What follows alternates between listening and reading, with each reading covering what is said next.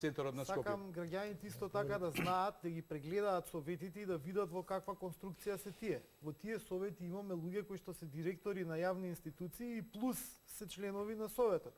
Значи јас тоа не би го дозволил во советот на општината. Значи ние мораме да имаме совет кој што ќе биде инклузивен совет.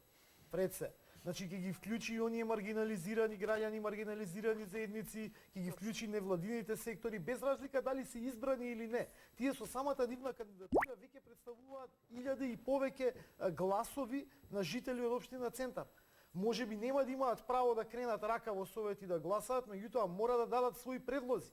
Значи, таа администрација која постои во општината, предлозите треба јавно и транспарентно да ги излага пред граѓаните, а потоа тие да се донесуваат или да се гласаат од советот и слично.